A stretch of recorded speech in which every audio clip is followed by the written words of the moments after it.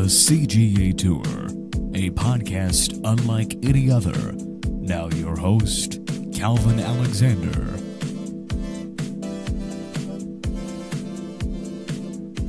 Hello and welcome back to yet another episode of the CGA Tour podcast. As always here, I'm your host, Glen Alexander, and I'm joined by a recurring guest, but of course, the man behind pistolsfiringblog.com or pistolsfiring.com, at Pistols Guys on X, Marshall Scott. Marshall, thanks so much for joining. Absolutely. Thank you for having me. It's always fun. Yeah, always a good time. Catch up with a fellow college grad who knows all the things here Oklahoma State-wise, covering the team, all the ins and outs, especially the football team here. As I want to ask you, I haven't talked to you since the spring game, so I kind of want to go over a couple of things here with the team. First and foremost here, after the spring game's over, 2 quarterbacks transfer out, 1 transfers in, so now we got 3 guys on the roster. Any thoughts from the spring game here as far as the quarterback situation goes, where we're making any clear sense than what we already thought of as maybe a quarterback 1 on the roster? Yeah, not too much. I think you can make arguments sort of for both guys in Zane and Haas at this point. Obviously, Haas brings a crazy different element with his ability to run.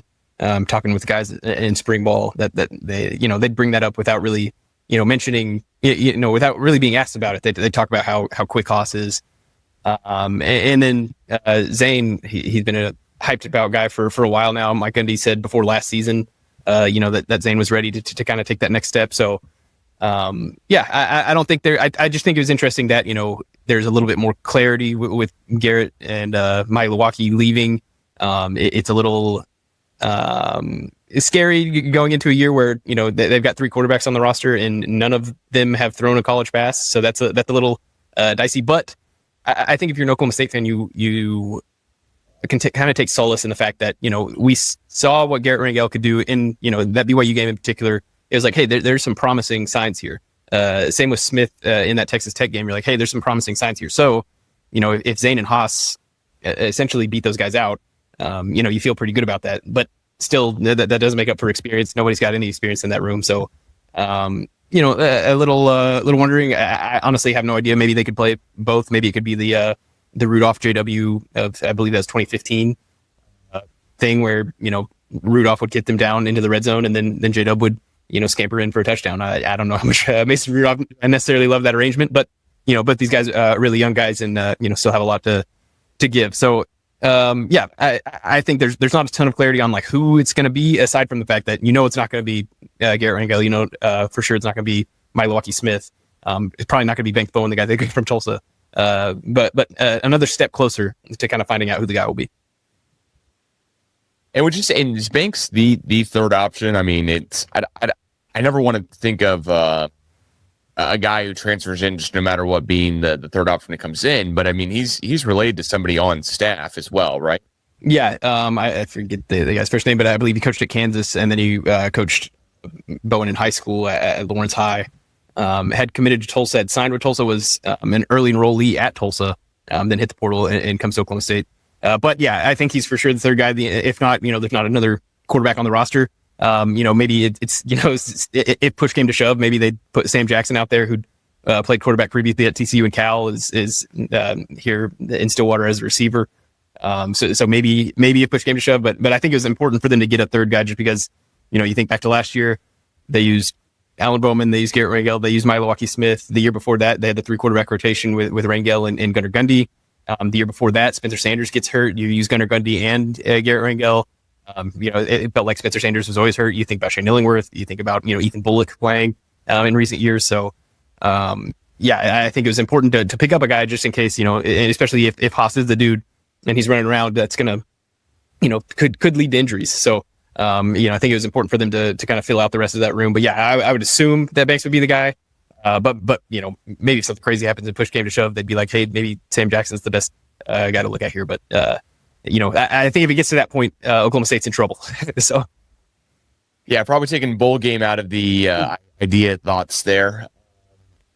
After coming off a 3-9 season, you and I talked a bunch this offseason so far about this, but I do want to reiterate and get your feedback.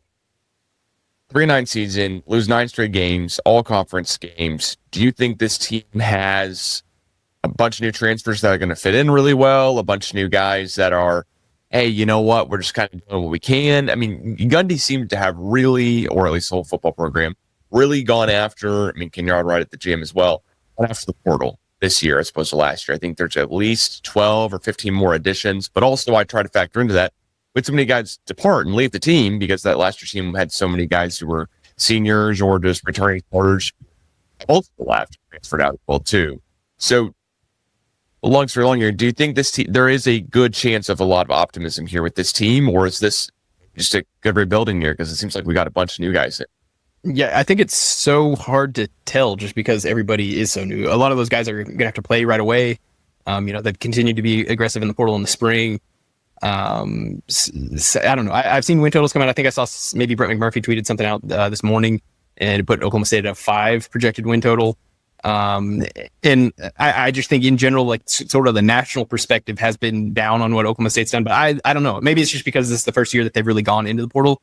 I've been pretty impressed with what they've been able to do and bringing in, a ton of Power 5 guys. One of their most recent additions, safety from Miami, Zaquan Patterson, was a true freshman at Miami last year, started the game and played in every game. So he's got the talent to do that. He's certainly got the talent to, step on at Oklahoma State and play, guys like J.K. Johnson from LSU, Jalen Davies from UCLA, talking about Haas from TCU. You've got a lot of good quality guys who, at one point or another, were thought about very highly. So I'm maybe a little bit more optimistic than, sort of the national perspective has been at this point. But it really does feel sort of like throwing darts at a dartboard just because everything is so new, that the coaching staff is new, the players are new. How's this all going to, sort of come together? So, I don't know. And honestly, even if I did have a firm opinion on it, last year I was like, I'm pretty sure they're going to win 9-10 games, and they won 3. So who knows? Yeah, it really is all up in the air. The one thing I've really noticed with the portal, it seems that we already have Josh Ford's on the team. Josh Ford, still other guy coming in. I mean, already starting tight end. He's coming back this year as a sophomore. Mm-hmm. So, but then we also just have 2 more guys here transferring from the state of Utah. One's from Utah State and the other one's from BYU, who are both transferring in to play tight end. Of course, one is the former linebacker for BYU, Carson Sasu. I have no idea. Might totally be butchering that. I'm very sorry. But and then Utah State tight end, Grayson Bursu, I was going to say as well. Both transferring to Oklahoma State here. Is this kind of any indication that there's a spot where maybe we're now playing 2 tight ends all the time, or maybe there's just a lack of tight ends on the depth chart? Or it seems like an odd deal to bring in a bunch of tight ends when you have a sophomore tight end on the roster who seems like he's pretty darn good overall. It is my long story long here. Yeah, I think that was sort of an interesting thing they got because they in the initial portal window, they got 3 guys out of the portal. They got Oscar Hammond from North Texas. They got Will Money from Utah State, and then they got Jordan Owens from Central Arkansas. Jordan Owens has since re-entered the portal and committed to North Carolina, but still they're bringing in 4 new tight ends to this room.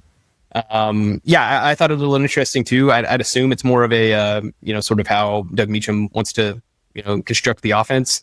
They've also got Quentin Stewart who's returning alongside Josh Ford. So I thought that was one of the more interesting things just because of all of the the tight ends that they went after, and it's being people who have watched a ton of Oklahoma State football over the past 10 or 15 or 20 years or whatever it's been. We know that a lot of fans have been clamoring to throw to the tight end more. So maybe that's going to happen. Maybe it's more as a blocking type, and sort of like you talked about. I'd expect Josh Ford to be tight end number 1. But yeah, I was really intrigued by that too. It's just not something that we've maybe necessarily talked to Gundy a ton about yet. Yeah, I mean, of course, everyone's going to remember the Billy Badgema, Brandon Pettigrew, famous guys that are Oklahoma State guys, and go on to play in the NFL and come as tight ends. Josiah Johnson was a guy as well too that made some NFL looks here. It just seems all very peculiar, all very interesting, and of course you've got my favorite guy of all time, Blake Jarwin, who comes on walk on all the way to playing tight end in the NFL for the Dallas Cowboys. So I also just want to ask you think that there's a chance we're doing more run personnel here, more stuff with blocking tight end stuff, or at least more short yardage kind of things if we're bringing in all these tight ends, and less maybe on the outside and more playing more with Haas Haney and less, more of a run style offense here again? Because last year, I got to say, I loved when Bowman was on, but he just was only on for like 2.5, 3 games, and 2 of those games were against, of course, non-Power 4 teams. Yeah, I think that's a fair assessment, especially you mentioned with Haas. Maybe they just needed to fill this out. They've got with the scholarship limit or the roster limit being tentatively 105. I know there's a lot of stuff with the House and the judge, and that's still sort of ongoing. But the scholarship limit used to be 85. So maybe that was just sort of a spot that they felt, hey, we can add a couple more guys here in this. But I think that there's a world where maybe they're stacking up to if they get on the 15-yard line or something and they put Haas Haney in. You've got a lot of run threats out there with whoever's playing a running back alongside him and some speedy guys in the slot. So, maybe that's it, or maybe they just said, hey, we're going to start using the tight end more. We maybe need a couple more of these guys. Yeah. I would always like more guys, especially guys coming out of BYU, guys coming out. I mean, granted, Utah State's not an NFL factory, but they are a team a lot more about than, for example, some of the other lower end teams there. The other thing here too that I wanted to ask you about is got the defensive tackle Justin Kirkland heading to BYU. There's all this stuff here about like, is there just some behind the scenes stuff going on? Is there not? From what you know about transfers and stuff, is this really just the Wild West still of like transfers back and forth? Nothing really matters if there's early contact or not. Just who's policing it? Like, it's just kind of just crazy out here now.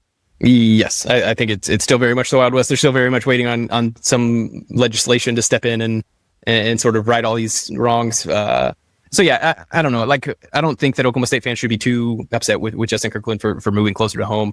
In the same spring window, Oklahoma State, brings home Taj McCoy from Colorado, brings home Demarion Thomas from Vanderbilt, 2 Oklahoma kids that play on the defensive line. So I just think, I think it is very much still the Wild West. Everybody's sort of waiting, and it seems like, anyways, every team is doing it. So if you're getting too upset and saying, hey, so and so is tampering, well, it seems like at least half the country is. So I think that's just sort of part of what's going on right now, and that's why it seems so critical that somebody put some guardrails in place.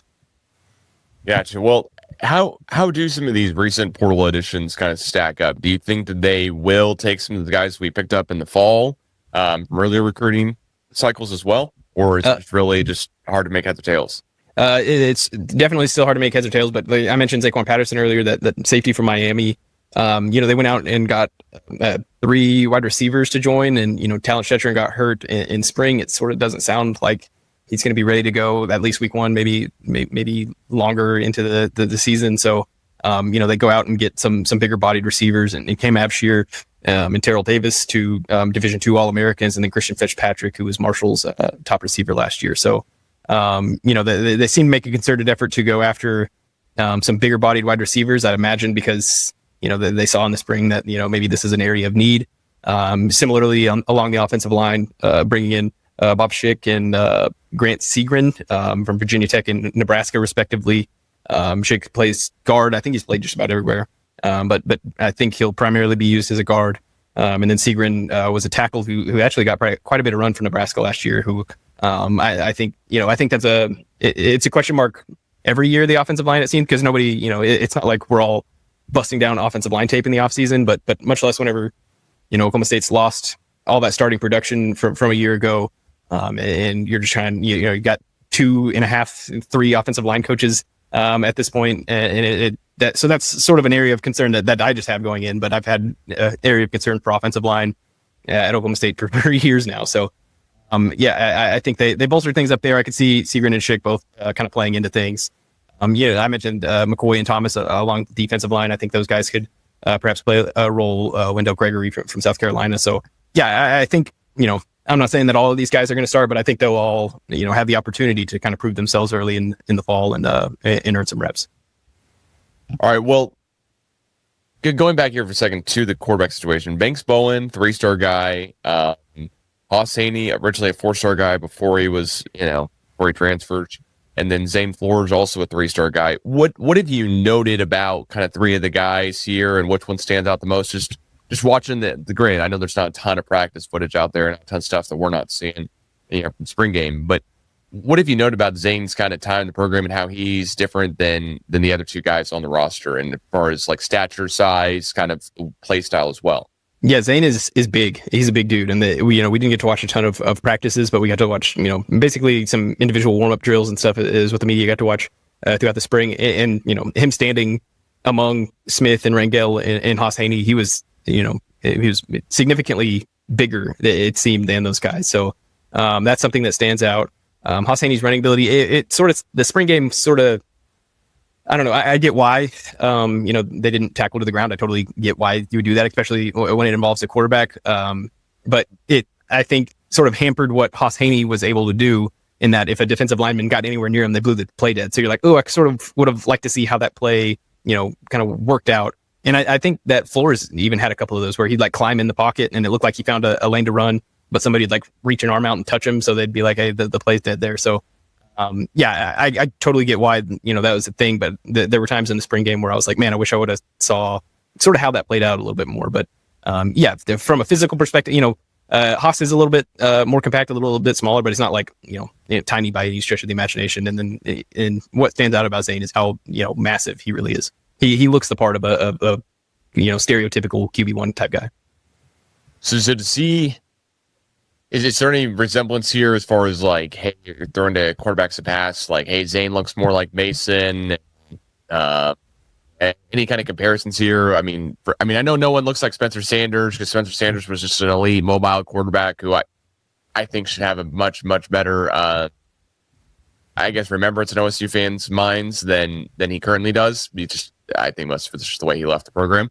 But is there any kind of callback here of like, hey, one guy plays more like this, or any kind of comparisons, even outside of the OSU program, throw it to an NFL guy or whatever is top of mind here? Yeah, tough to say, just because we haven't, seen a ton of them, haven't seen them really operate an offense in college. So tough to say for sure. I don't know that I don't know that Spencer is too far off of a comp for Haas, just because of the sort of speed that I've heard about him. So I think that could be something he develops into, and kind of like you mentioned, I also agree that Spencer should be more widely loved, and I think that'll come with time. Obviously, you mentioned the way that the breakup was, that wasn't very pretty. So I think hopefully with time that'll change a little bit. Yeah, I did see the internet discourse this week was that Alan Bowman should be remembered better than Spencer Sanders, and I'm not saying one guy should be remembered better than the other one. I'm just saying let's raise all boats here. Both guys should be remembered well. Both guys got us to Big 12 championship games. One, the team was competitive in that game. The other one, the team was not competitive. And that's all I need to say. I want to ask you as well here, kind of about the running back room here as well. There's Rodney Field, Sesi Valahi, and then some other, and Trent Howland as well too. Is there kind of a leader in the pack whatsoever, or is there maybe just, hey, we're going to play multiple running backs, or any ideas whatsoever here on how that room goes? Yeah, I think it's sort of a, going into the spring, I assumed it was going to be some combination of Rodney Fields and Trent Howland, sort of a thunder and lightning type deal. I'd heard good things about Caleb Hicks. Caleb Hicks' name kept popping up during the spring, the Oklahoma transfer, and just sort of like what he's been able to do. He looked really good in the spring game as well. He was, maybe even more so than the quarterbacks. He got dinged for, not tackling people to the ground, because he should have had like 3 touchdowns in the game, but they kept blowing plays dead. So I think he's, carving himself out a role. And then they bring in, Georgia State transfer Freddie Brock, ran for like 1,000 yards over the last couple of years. So he's a guy that's got, a lot of good experience. So I think that's going to be an interesting room to watch. I think I'd still lean Fields Howland in some sort of order, and then maybe Caleb Hicks as a third type guy. Without having seen Freddie Brock even, go through some drills, it's tough to have a firm opinion on that. But yeah, it sort of reminds me of like that year that, it was like Justice Hill, Chuba Hubbard, LD Brown, JD King. I think that there's an opportunity for it to be sort of a by committee approach, especially, with Fields being such a young guy. Maybe you want to, save some of his tire wear, but I think that's sort of where I'm leaning right now is the Fields Howland duo with maybe a little Hicks thrown in. But I'm certainly interested to see what Freddie Brock looks like in the fall. And then Sezi Valahi, I think he's close to being a really good running back. Yeah, the one thing I was going to ask you about too is the wide receiver room, but I don't even know if I want to touch it because there's one player on Oklahoma State's roster who's throwing a touchdown in Boone Pickett Stadium, and it's the wide receiver Sam Jackson the fifth, as heralded former TCU guy who then transferred to Auburn, then transferred to Oklahoma State, changed his position somewhere in between there. I also just kind of ask you about Gundy and if there's any kind of differences here, where it seems like there's at least more social media stuff about him doing things, wearing chains and stuff like that. Granted, we are in the middle of May here during the off season. I'm grasping at stuff here best I can to make some news. But any differences at all that you've noticed with Gundy and his comments towards the NIL portal, or anything at all of recent to note here, and how he approaches the transfer portal, and really talks about how spring practices went. Is there anything at all that seems new? Because it does seem like there is a bunch of new additions in the transfer portal and that we're really trying this year. Whereas I don't think we've had to in years past because we've had so many returning starters. So I also want to have that information in there too. Yeah, I don't know that there's a ton of totally new information as to sort of how Gundy's handling it. I think, there's obvious, the way that they've gone about the portal has been different in years past. And sort of like you mentioned, it's tough to tell how much of that is coming from, hey, this team's got to get righted, this roster's got to get righted, versus, hey, like the half, everybody that started pretty much last year is gone now. So I don't know, there's a ton there, but I think the new assistants, maybe more so than anything, very active on social media, very like going after some high level recruits and not really being afraid to kind of scrap it out on the recruiting trail. I think that's a welcome sign for Oklahoma State fans who have sort of been just asking for some semblance of that in recent years. And Gundy mentioned after the spring game that like these guys are aggressive in the portal, that they're really going out and doing it. So they've got a Nichols coach who I believe Kevin Thompson, I forget what his official title is, but I think he's essentially the Nichols coach, and he's been on the road. I've got his Twitter notifications on. He's been on the road in the Southeast for like the last 2 weeks. It's felt like he just put out a new graphic, and he's like, "Hey, I'm in Georgia. Hey, I'm in Mississippi. Hey, I'm in Alabama. Hey, I'm in Texas." So like, I don't know, that stuff's sort of just been fun to follow around as a guy who follows Oklahoma State, in that this is what people have been asking for a little bit, is to show some aggression on the recruiting trail, and it feels like that's really happening with this new staff. Well, the other guy I want to ask about, who's also recruiting, it seems like, for the team, but of course isn't on the team yet, is Caden or Katie Batman Jones. Love the nickname. Hopefully he doesn't need any Robins, but he seems to be all over social media, really out here recruiting guys as well. But best more about him. He's in the state of Oklahoma. He's the 5th ranked prospects versus Ron3.com, just for reference. But is he supposed to be like, hey, he's going to be incredible as a running back for Oklahoma State, or how good potentially could he be? Is he kind of getting some Ollie Gordon hype? I mean, I'm seeing he's a 4-star, and Gordon is a 4-star. It's all I'm having in comparison here. Yeah. So it's been really interesting as my computer's freezing up. Hopefully I'm still here.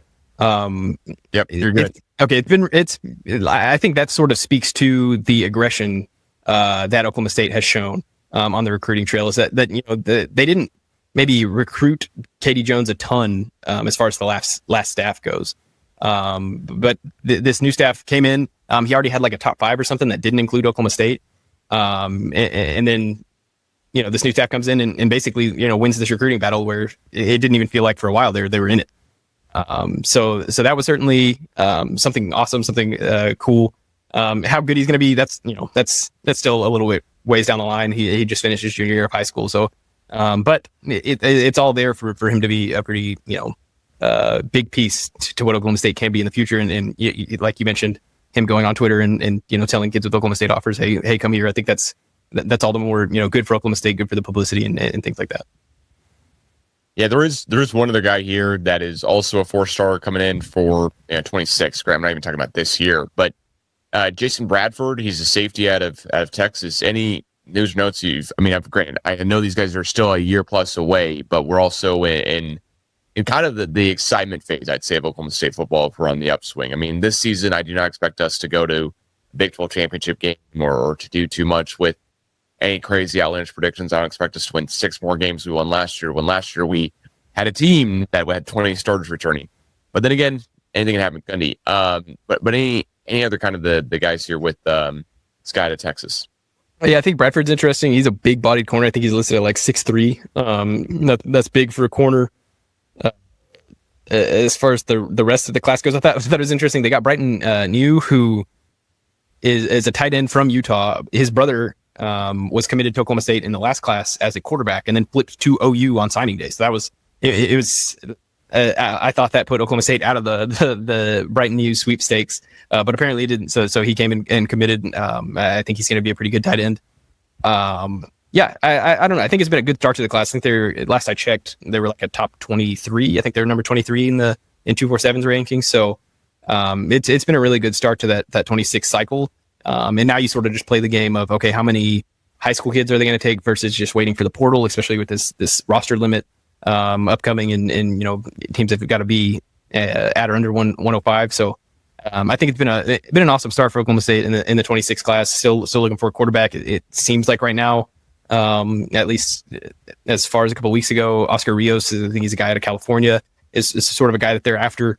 But as far as starts go, this has been a really good one for Oklahoma State. Yeah, it sounds like it so far. And when I'm looking into the transfers for this season, several of the names that you mentioned here, guys, I mean, Squan Patterson was a 3-star guy, but a 4-star guy is a transfer, which is just kind of crazy, ranking wise. They got maybe a little bit better before they transferred. The one wild name that I keep seeing here is the transfer portal ranking of 3-star. It's Bob Schick out of Utah, which from Virginia, he's from Utah, but he went for Virginia Tech first and had a 0-star rating, and then all of a sudden a 3-star rating as a transfer. But the guy looks like he could be older than you and me. He looks like he's 35 here with the full-on mustache and beard going. Anyways, there are several changes here within the offseason for Oklahoma State football, but what have you noted? What are you most hoping for in the fall here? Like any new changes you're hoping to see? In like what aspects? Really just kind of like the offensive system overall or defensive. I mean, granted, both offensive coordinator and defensive coordinator are brand new. There's just a bunch of, everyone's a new coach except for Gundy, So, I mean, there's a whole new quarterback. There's a whole new running. I mean, just Ollie Gordon gets drafted in the 6th round, right? Like, I think that was the guy end of last year where you told me, hey, Gordon's get drafted in the 6th round. I go, okay, so what, did we win 3 games? And sure enough, that's exactly what happened. I mean, it's just as last year was such a year from hell. How does this year how could this year be a little bit better? Yeah, I don't know to answer the question fully, just because there are, there's so many new variables. Sort of like I mentioned, I think that this team is maybe better than the national media has projected it to be, but I also don't, I've just dove in on Oklahoma State's transfers. I haven't really, I know that Texas Tech's spending a ton of money. I don't really know what Utah's up to. I don't know what Kansas State's up to. So like, I think it's been about as good as you could have hoped for in terms of the offseason, both in terms of getting players in and just sort of the, a refreshed sort of thing. I felt like, following Oklahoma State football towards the end of last season, maybe the midpoint of last season, it sort of became a chore. It wasn't fun for anybody. It didn't seem like it was, obviously it wasn't fun for the players losing games, wasn't fun for the coaches losing games, wasn't fun for the fans watching the game. So, I think just with how quick things have sort of turned around and you can kind of feel that hope again. I think that's notable as far as, what the offense looks like, what the defense looks like. I don't know. I have no idea. I think offensively things will still be somewhat similar just because, Meacham obviously had been in Stillwater before, coaching trees sort of intertwined, with different guys at Oklahoma State. So I wouldn't expect too much crazy difference there. I'm sure there will be some differences. Defensively, looks like they're going to, majority be 4 down. They call one guy an outside linebacker, and maybe he's in a 2-point stance, but 4 guys on the line of scrimmage. I think the spring game, there's a lot of 2 linebacker, and then 5 TBs. So very similar to sort of what Jim Knowles was running. Not exactly the same, but similar there. I've heard that the nickel is going to be a big piece to the defense. And sort of identifying that right guy. Is that Zaquan Patterson? I don't know. Is it Mordecai McDaniel? I believe that was that guy's last name from Charlotte. I heard good things about him as well. So, I think defensively, stepping away from the 33-5, going back to maybe a little bit more closer to what worked under that Knowles era. And then offensively, I think it's going to be, there are going to be some differences, obviously different play callers, but I think it's going to be somewhat similar to what we've seen. Gotcha. Well, sir, on this ruling here that comes out for between the House and the Senate, all type of stuff here. Is there any ideas of like how worried Gundy and all the teams are? It seems like he took a proactive approach of just, we had a bunch of guys at the portal basically almost immediately, and now guys are coming in, of course. Maybe that there was something else going on there. But is there talks amongst like yourself as part of the media and other media members too of like, hey, how is this going to affect everything when this ruling does come down, and what will it change, or how will it change things overall here? Just as a bunch of, seems like stuff that might be completely up in the air, and it's hard to figure out basically what's going to happen from it. Yeah, so most teams have already started moving as if they're going to have to be down to 105. I believe before the first game is what Gundy was saying towards the end of spring, that he was saying they could carry a little bit more until that first game, and then they've got to jump down to 105. So I think most teams have been moving that direction. But then there's been a couple of like hangups here lately with the judge, in terms of she wanted like wording on some stuff. It flipped around, and now they've, it's sort of drags out the process a little bit more. But I think I'd be surprised. I don't think there's any like major surprises coming. They've talked about walk-ons and maybe some of those guys being grandfathered in. So maybe not counting against that 105 limit. If you've been a walk-on on a team, it stinks that all of a sudden, you're getting kicked off the team, not kicked off the team, but you're having to leave the team because, all of this has taken place. So, there's been discussions of that, but I don't think that anything, and this is knock on wood for my own sake here, I don't think anything too surprising is going to happen. It's just sort of a matter of when this is going to get signed and when this judge is going to, say all this is what it's going to look like. Yeah, well, between now and August, there shouldn't be too much Oklahoma State news, but is there a better idea of like, is the portal officially closed, or is there guys who can back their entrances in portal still? How does that part of it work? Yeah, I believe the portal is closed. I'm not sure if graduates could still enter. It feels like graduates can enter at any point. Basically is what it feels like. But I don't know what movement will happen there. I counted up Oklahoma State's roster a few days ago, and it was like maybe it's last week or the week before. And I think I counted like 113-ish guys, and I think like 5 of those guys are still walk-ons that had been held over. So maybe they get grandfathered in. So I think there's a couple of more guys that are going to have to leave to get down to the 105, I believe. But yeah, and maybe they add 1 or 2 more, but I think that's all sort of slowed down as well as far as the portal goes. Whenever they got Segrin, the Nebraska offensive lineman, Cooper Bassett tweeted like one last piece. The offensive line coach tweeted one last piece. So it seems like offensive line wise, at least they've got their guys. And I think that's maybe consistent with just about the rest of the roster. I wouldn't be too shocked if 1 or 2 more guys, jump on the bandwagon. But I think as far as roster movement and roster management, things have finally slowed down a little bit. There might be a couple of more stragglers, but I think, again, it's almost horrible to think in such a day and age, but I think that this is about where Oklahoma State's going to be going into the fall. Well, awesome. Well, there is one piece of ad information I have for you about Grant Segrin. He is a hot dog eating champion. That's what I'm talking about. Per the Nebraska spring game. Yeah. So I guess Matt Rule had him out there challenges, and he's a champion in one aspect so far. Hopefully add another championship or 2 here before he leaves Oklahoma State.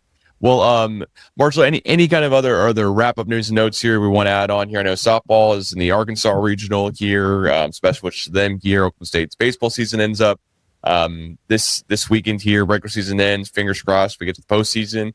Whatever those announcements may be, because everything says tentative. And, women's basketball, JC Hoyt just hired somebody on. Men's basketball, there hasn't been really any news notes for a couple weeks here, but seems like women's tennis upset OU, right? Beat them in the regional. So just want to ask you one more final thoughts here from the man behind Bristol's Firing here about the Oklahoma State sports calendar. Yeah, I'll just run through quick hits on a bunch of random sports. Softball, first time since 2018, I believe, that they haven't hosted a regional. Kenny kind of talked about the pressure is off. The pressure is on Arkansas right now. They're the ones who are supposed to win this regional. So, the hitting has been suspect. I think they're capable, and I think Kenny thinks this as well. I think Kenny's just sort of waiting for this to happen, like we all are. So I wouldn't be surprised if they went on a run. But they are the second seed in a regional for a reason. They haven't had the greatest. They've had a good, maybe not great year. Baseball, it's not been great, but here lately they've looked a little bit better. Maybe they go into this weekend. I think I saw something maybe yesterday they were like on the next 4 out, not the first 4 out, but the next 4 out of the NCAA tournament. So maybe, you get some results against Arizona State this weekend. They're under Holiday almost always really good in the Big 12 tournament. If you win the Big 12 tournament, you're in. But if they can, perform well this weekend against Arizona State, and then, make a little bit of a run down in Arlington, I think that, making the tournament is still on the cards, which at different points this season, it very much did not look like that was going to be the case. So I think, there's maybe a little bit of more reason for optimism than baseball than there has been over the past few months. Tennis, you mentioned, beating OU, winning that super regional against Stanford, and then they got a UCF transfer, I believe yesterday. It was like ranked 1 or 2 or something in the country. So I think that was a big time get for Chris Young. Wrestling it's been incredible under David Taylor. Jax Forrest, who's a high school junior, won the U.S. Open, beat a bunch of grown men, won the U.S. Open, went to the Pan American Championships, won that as well. Is a high school junior committed to Oklahoma State. Wyatt Hendrickson also won the U.S. Open and Pan Ams, and he gave the guy a rock bottom to win Pan Ams. It was awesome. He basically suplexed him out of the gym. So that was pretty cool. The U.S. trials, what was that? World Team Trials are this weekend. If you win that, there's a couple of Oklahoma State guys. There's like a handful of Oklahoma State guys wrestling. Dustin Plott's in there. Carter Young's in there. Dean Hamidy's in there. If those guys win that tournament, then they go to what's called Final X, where they'll wrestle the U.S. Open winner. The winner of that makes the world team, which I believe is in September. So that's certainly a big deal. There are twins who are announcing their commitments tomorrow on Thursday. It seems like Oklahoma State's very much in the mix. They're, I believe, 5 and 6 in the 2026 class overall. So that'll be a big deal for as far as wrestling goes. Am I missing any major sporting news? I think that's just about. Golf. Golf's been really awesome. Both men and women. I think the men are playing today. It looks like they're make the NCAA tournament field. They're at a regional in Illinois, I think. The women maybe just are in Big 12s or are about to do Big 12s. Need to get caught up a little bit there, but golf's been really, really good as well, especially the men. The men won the Big 12 championship, and they're really rolling right now, it seems. So I think that's it. I don't have any equestrian news. Wish I did. Yeah. Well, thanks so much. That's all awesome and great recap. And one thing I have to add is that we talked about this right before we joined, and you actually knew this way faster and confirmed it way faster than I did, which is shout out to David Taylor, huge Oklahoma State Thunder fan, and Nikola Jokic. Impressed by Nikola Jokic, I guess. Yeah. But we all are. I mean, that 3-point shot last night was crazy. But if you didn't see, it was almost like somebody within the TV broadcast for TNT knew who David Taylor was and just went back to him like at least once after they went to him for the first time with just, he's got the whole, the scorpion thing with his hands on his head. Surrender Cobra. Yeah. Thank you. I said scorpion. You said the right name. Thank you. Even better. So yeah, I could SportsCenter tweeted that out as well, the picture of him, and I wonder if SportsCenter knows hey, that's an Olympic gold medalist that you're talking like that. I don't even know that SportsCenter knows that. I think they were just hey, look at this Oklahoma City Thunder fan that was shocked. That guy won an Olympic gold medal. So I think it was cool. I saw on his story that he was there, and I was like, oh, that's cool. David Taylor's there, and I sort of forgot about it. And then obviously in the fourth quarter, with a minute left, he pops up on the screen all of a sudden, and all of Oklahoma State fandom goes crazy. So that was awesome game. Thunder up. I would prefer this next game just be one of those 40-point blowout wins that I don't have to sit on the couch and stress over for an hour and a half. I gotta say, I went to game 1. I've never been more confused leaving a game in my life. Just how did we lose that one? Game 2 was just absolute chaos, but amazing. Just it was chaos for the Nuggets. It was just amazing for the Thunder. Game 3 is, I don't need to recap for everyone. Hopefully game 6, we're recording this on Wednesday, May 14th here. Hopefully game 6 you've already watched, listened to, and already feeling great about the next round. But knock on wood here as I say that. So no jinx whatsoever. That was an incredible win last night by Oklahoma State Thunder. Of course, huge fan, and joined here by fellow Oklahoma State Thunder and Oklahoma State fan, but we're graduates together here. But the media guy himself here behind Pistols Firing, all Oklahoma State news. Go to Pistols Guys on X or Pistols Firing blog or pistolsfiring.com to get all your Oklahoma State latest news, notes, and info. Marshall, thanks so much for joining again here. Always appreciate having you on. Yep, anytime. Thank you for having me. Yeah, thanks so much. And if you're not already, please subscribe to the CGA Tour. CGA Tour podcast is on iTunes, Spotify, wherever you listen to podcasts, and YouTube as well, in case you want to see Marshall and I's smiling faces here, talk a little about Oklahoma State with a bunch of orange around us, because that's how we create the whole platform experience here. So, Marshall, thanks so much again, and we'll catch you guys in soon.